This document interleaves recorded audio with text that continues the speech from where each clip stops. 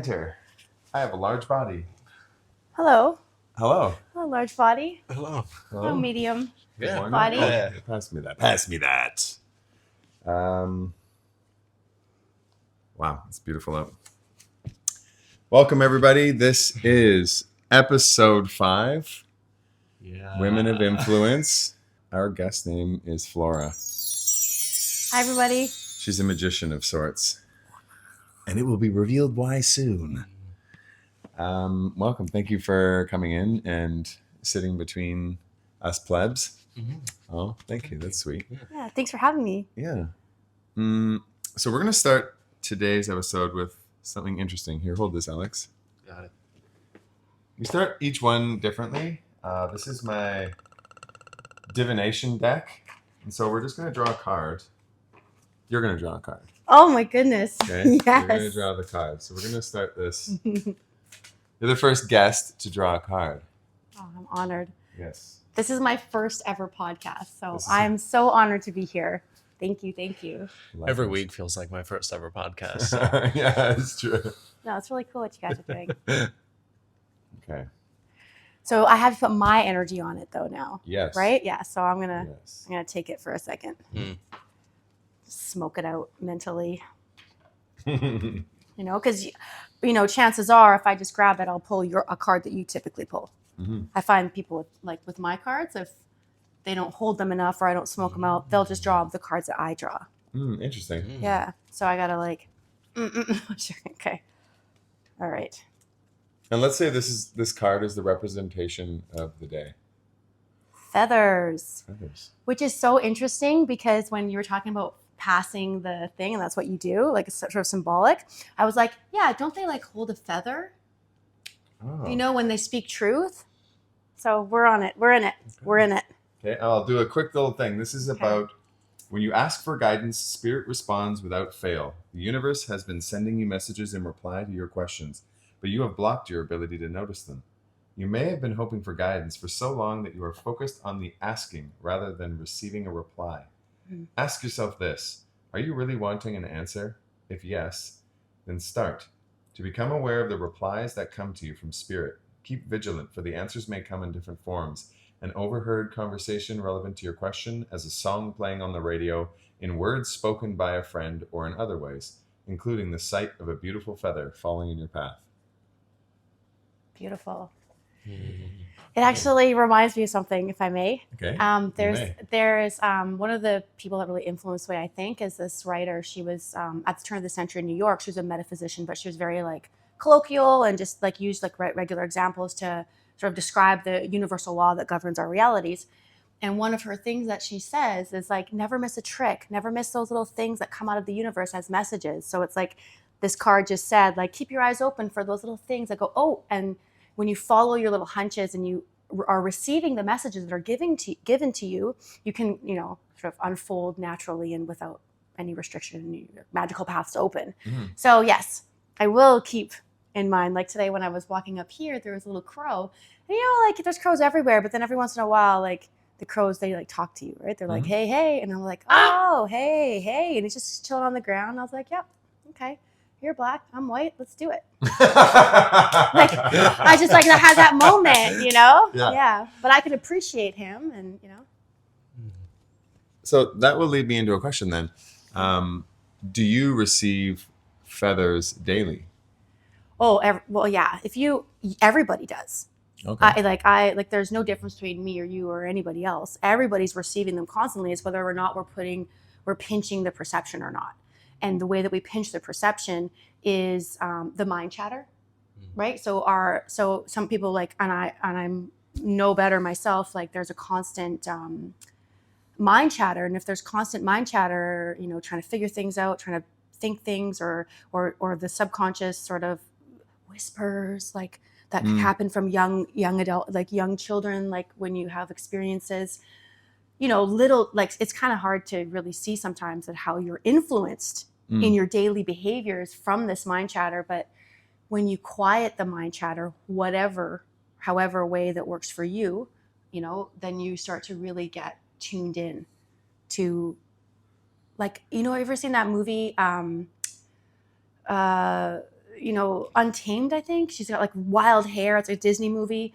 Anyway, it's like the path actually is unfolded through these little tiny tricks, like Flora Scovel Shin will say, but you have to see them. You have to be, they're always there. It's like the universe creation is always there divinely guiding you. It's whether or not we're turning our face towards the light or towards fear. And what do those messages look like for you? Like how do they show up for you? I don't know, like it's like you just get, like for me, I just get like an overwhelming sense of like there is so much more than what meets the eye. So it could be just the tree is like larger than life, or my child is like larger than life, or I find dimes everywhere, like I had it in my mind, and we do create our own reality, right? So I believe dimes are like my tricks, saying like keep going, and like literally, like one time we moved into this big place on Granville, like me and my friends, and it was so dirty. We had to like renovate the whole place, but it was like great because it was a house that we all could all live in. But it needed a lot of work, so I'm like cleaning this this bathroom, and you know how like the railings that the track that the doors go on. Yeah. So it's really dirty, and it's like kind of has like plaster that's coming off, but some is still on, and I'm just like cleaning with this like spatula from the kitchen kind of thing, cleaning under this rail, and then guess what pops out? Dimes. Fucking dime, man. A dime. Wow. And I was like, thank you. Yes, I'm here. I know you're here. And so the way the universe speaks to me is through synchronicities like that. But every time a synchronicity happens, like literally today I rolled over to check the time, and as I picked up my phone, somebody texted me. And I was like, I literally just picked up my phone. It was like your body knows before, those are little synchronicities. Anyway, I'm excited here. So when the synchronicities happen, I go, okay, I know I'm not alone. I know I am a portal through which the universal God energy flows, and that I am connected to something greater, and that we are taken care of here. That's first long amazing a long That's answer. amazing. So like coincidences or synchronicities is the way that I get my feathers. I also, we both believe in that philosophy of synchronicity being whether it's a guide for me, like going, hey, look at this, or if it's just going, oh, you're on the right path. I don't really know. I still don't know. I just know that it's happening to give me the feeling that what I'm doing is not necessarily right, but that the fact that I'm noticing that means that I'm noticing one of the things about life that we just don't fully understand. And it's going, okay, I'm on the path that feels like noticing this is important. Right. There's an importance to noticing it. I don't necessarily know what that means always. Like, oh, does this mean I'm going to see my mom in spirit today, or I'm going to meet a new girlfriend, or I'm going to have a job opportunity? I don't know, but I know that it's important. And that you're tapped in, you're tuned in, you're connected to something. And I think the not knowing is actually better. Yeah. That's still where I struggle with this notion. Like, I understand that I'm getting the messages and I'm getting the tricks and all that, but I have a hard time actually, I guess, centering them around myself or thinking that they're for me. Oh. I can notice them and I'm kind of like, huh. And sort of like a meditation, it kind of just passes just as quickly. And then I'll maybe go about my day, and then I'll hear other people be like, oh, and I saw this sign and it was for me. And I'm like, oh, was that for me too? Or like, oh, I don't, okay. Yeah. So that's still where I struggle with this notion. Like, I do believe in it, but I sometimes the second part of settling into the magic of it and touching in with it a little bit more is still where I struggle with that. Well, I don't think that you get to the place and then you're there. I don't know where I heard it. It was, we'll get into the books that influenced me maybe at some point, but everything I say is just because I read it somewhere or a teacher has taught me.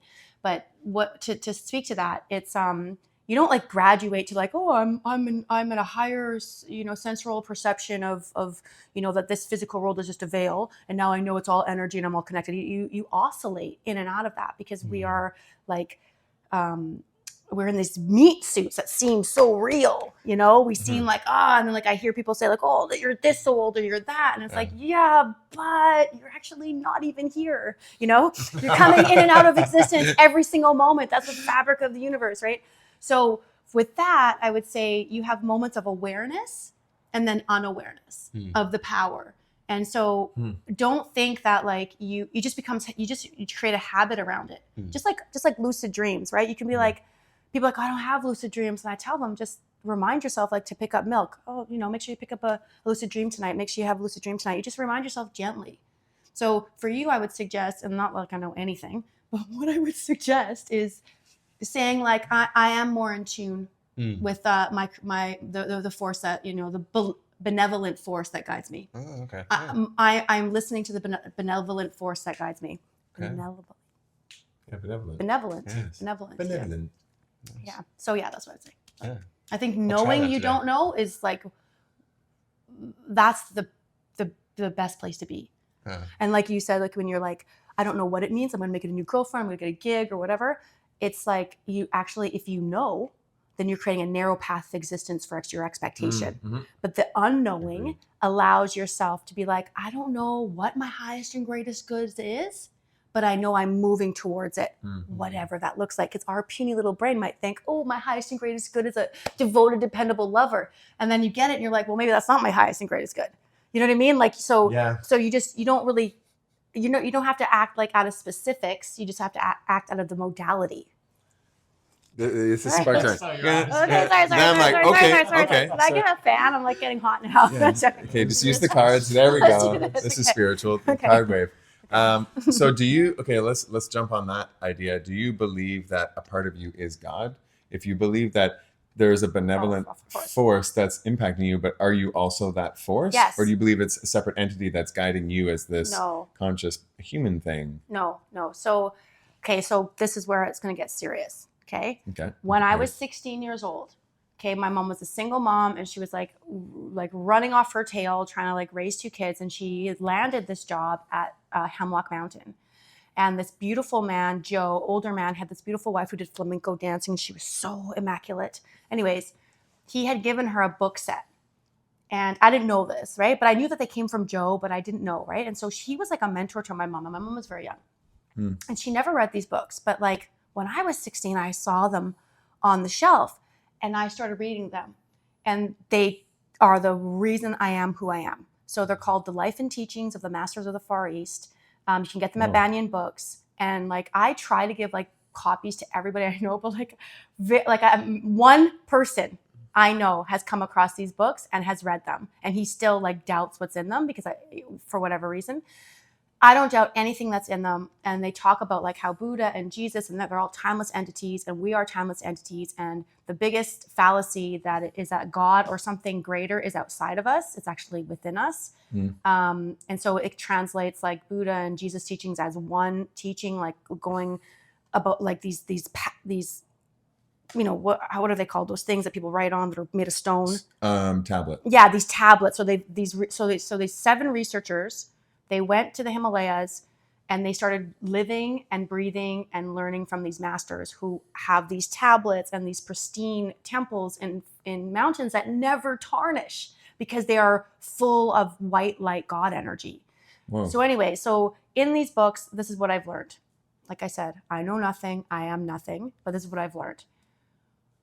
If we allow ourselves to be the pipeline through which God love energy flows, we create a heaven on earth. And what happened is the mind got corrupted into thinking that we were separate. So then greed and materialism and fear came in base because if you have this and I don't have this, and but if we can live in the modality of our highest self, which is God in us, then there's fundamental rules. There is no separation. Everything is everything. So the way that I treat you and the way that I look at you is just looking at me. So I go and I look lovingly at everything around me, and then I create my own heaven on earth because I am the creator.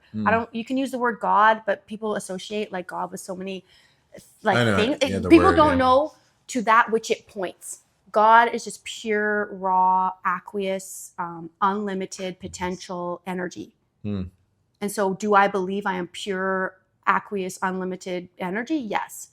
People would say, oh, she said she's got, no, it's not about that. That's semantics. So why do you think it's so difficult for us to fall into that as a collective? I'm glad you asked. I don't care. First of all, again, disclaimer, who am I? Who am I? I am no thing, okay? I am no thing, okay? Okay. Okay, I am a collection of whatever I've translated in this world, okay? Yeah. But I believe it is fundamentally because, one, we don't quite get that everything is connected.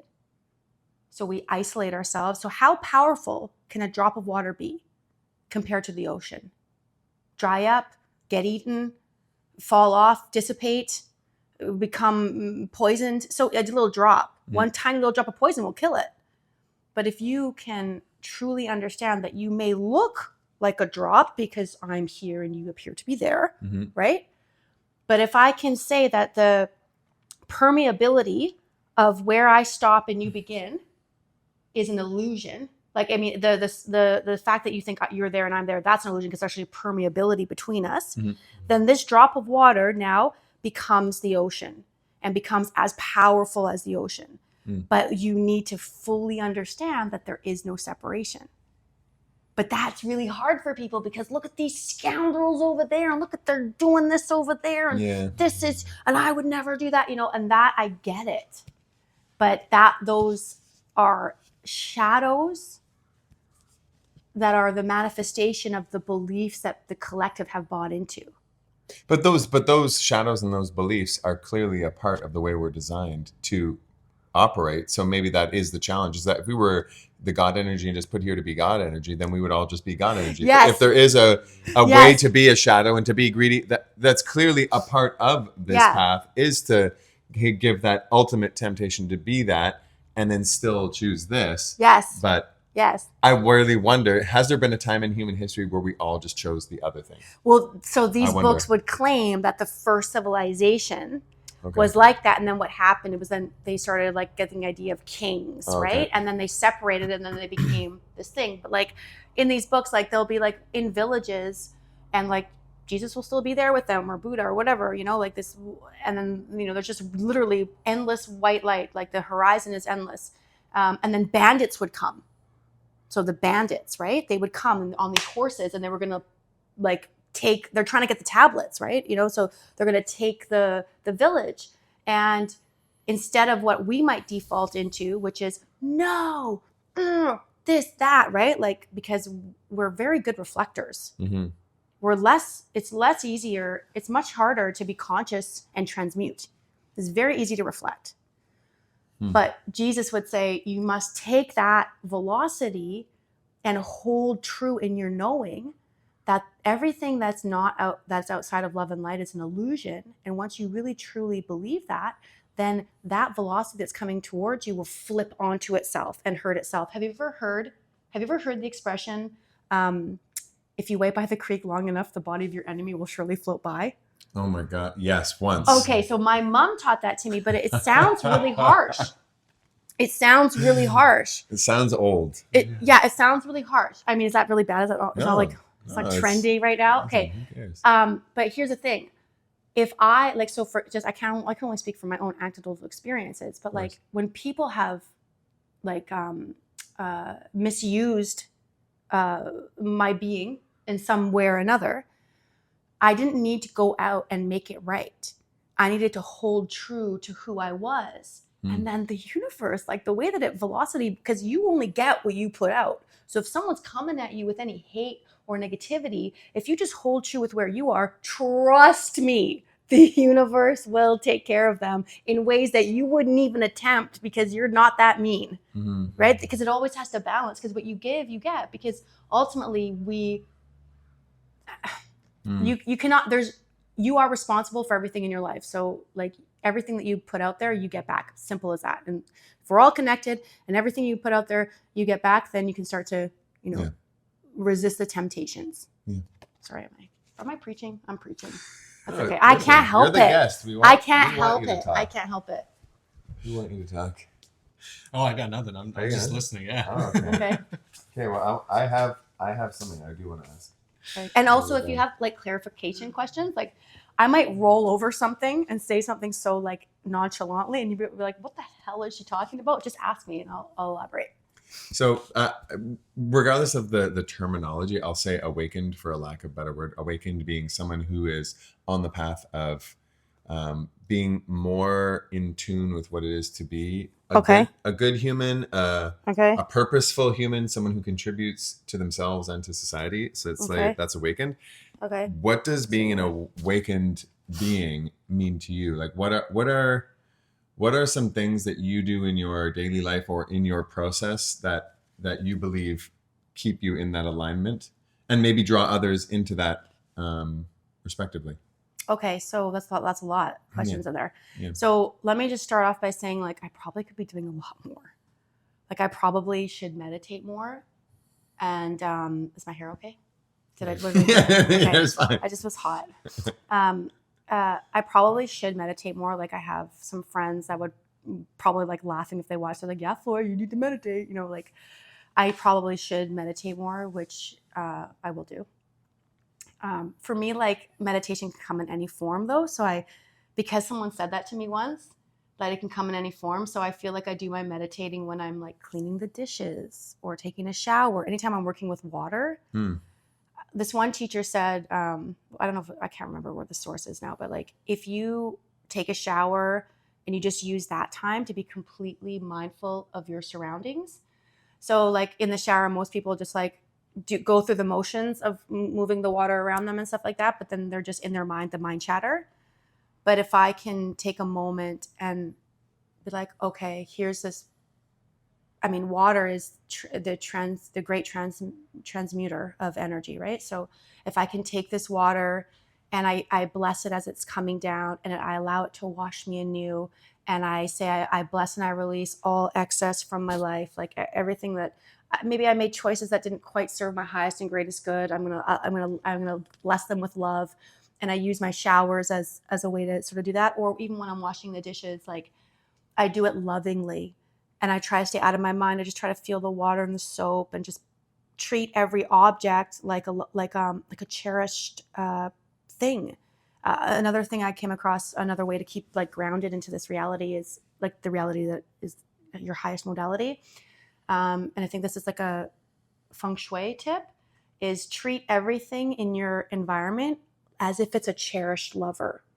So you don't clang things around. You place them in a way with intention and love, because ultimately everything is but an extension of us. We are the source of everything that we experience and see. So when we're treating everything in our realm with love and care, we're actually doing that for our own well. And that way you fill up your cup.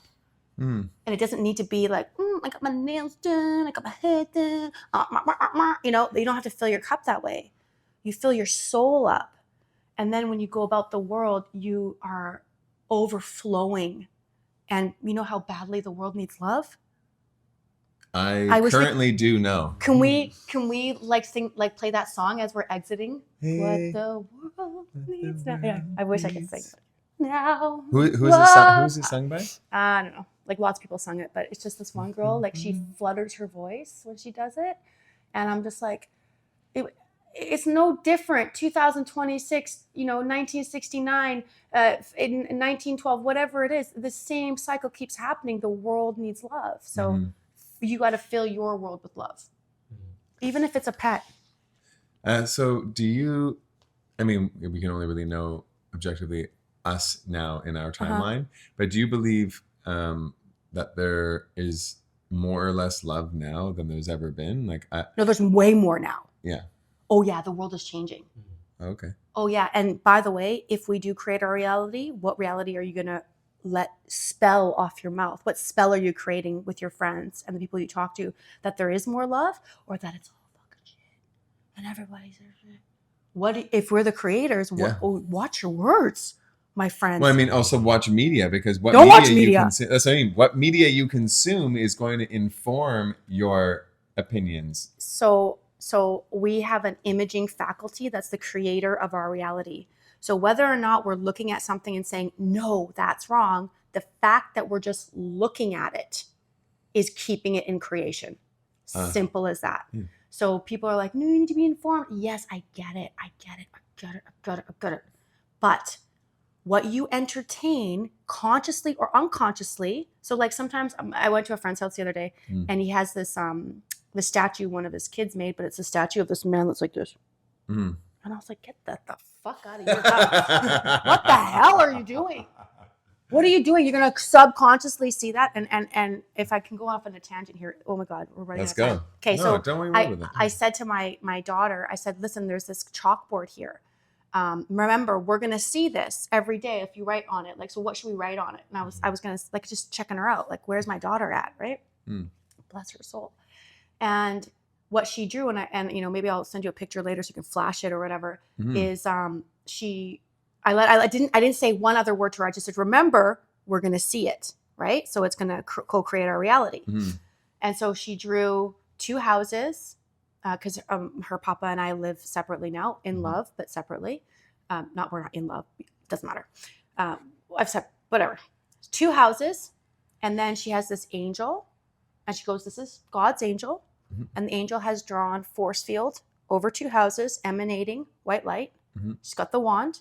She goes, this is the 2 houses. This is our protection from God. Good. I'm glad that she uses the word God because it actually has the most powerful vibration. And then later she has cash drawn out and a cash register. She goes, because money comes easily and frequently. Nailed it, girl. Nailed it. Because money comes easily and frequently. If you want money to come easily and frequently, just say it. It sounds like a lie, but what you impress upon the subconscious, it has to manifest 100%. I am living proof of that. Like, I came from literally going through couches with my mom in the darkest of days. Collecting dimes For smokes. Okay. Like, I did not have, like, we were just like it. My mom and I, out of pure faith and knowing that we create a reality by what we speak, created a whole new life for ourselves. Anyways, sidebar. Amazing. The money. So she's got the money, and then she's got, you know, world peace, because of course you want that. You don't want to be thinking of the chaos. You want to be thinking of love and harmony. And then she's got, you know, her brother and I and her papa strung together with a heart, because love holds the family together. Because what I've taught her, despite the separation, is that our family takes care of each other and our family loves each other no matter what. And that's what makes us powerful. Because I think a lot of the times people get really disconnected from loved ones or family. And so it's really hard to navigate the world as a young child, as a young adult, and as we get into our adulthood, if we don't have people that we know have our back. Like, I would die without my friends, and they know who they are. Like, if I didn't have my people that I could truly count on, like, you know, no matter how much wisdom or knowledge I have, it would be much harder. Yeah. I absolutely agree. So we're gonna be friends forever now. Yay! Okay. Yeah, my friends for life. Do you have input? No. Yeah. Not really today. Oh, okay. Yeah. Keep it sage. Keep it sage. Then I will go on to my other question, which is... It's like, it is really hot in here though, right? Or is it? No, it really is hot. And like, if I had hair, then oh I'd my God, it's so probably beautiful. It's shiny. It reflects the sun, and the sun reflects onto you. You're wide open. Your crown chakra is open. I'm thankful for the light on me, but it's hot. Yeah, it is hot. Yeah. But I'm grateful that we are dealing with heat now and not wet rain. This is going to be the best summer ever. Yeah, I am so oh my God, excited it's going to for be the that. best summer ever. Here we are. Yeah. What are some positive things happening on Earth that give you hope? Oh, well, I don't know if it's like my, silo algorithm or whatever, like that, because I just recently went back on social media. I was off of it for 5 years because, again, I didn't want to be ingesting fear or hate. And I took the TV out of my house, and I just if I truly believe that we create our own reality, and I have to protect what comes into my vortex, especially I had very small children. So I couldn't let fear come into my vortex. So I don't know if it's just my algorithm now or I'm just touching base, but I feel like there's so many people that understand that we have the power, that if we're looking at what we don't want, then it's just going to keep creating the same. But now everybody's like, this is insane. Yeah. And out of a desperate need. And you know how childbirth, the pangs of delivering, it's like, I know it well. I know it really well. Yeah. Done it a few times. Right. So that's where the earth is. right? But What are we birthing? But the new baby is being born, and the new baby is this higher level of consciousness, and people like you giving people like you love, and people like me sharing love. That's all elevating the world. And so like it doesn't matter, like we feel so helpless because we can't change the whole world, but guess what? We can change our world right here. So that's what makes me hope, is when I go, wait a second, I have power, and I'm going to change whoever is in my circle, even if it's the grocery store attendant, even if it's a cab driver, even if it's some random lady at the park who I just realized lives on the park and she has her whole story and everybody just wants connection. If I can just give that to love to whomever I have control over, then we will change the world. We will do it. And it'll be like living like heaven on earth. It'll be like waking up from a bad dream. That's it. Okay, That's it. we're going to lock arms right now. Okay. Lock I love arms. it. And together we're going to look at the camera and we're going to say, we are going to change the world. Okay. Right now. No, we are changing the world. Okay. Okay. And we are changing the world. With love. Thanks for coming. Peace. Love you.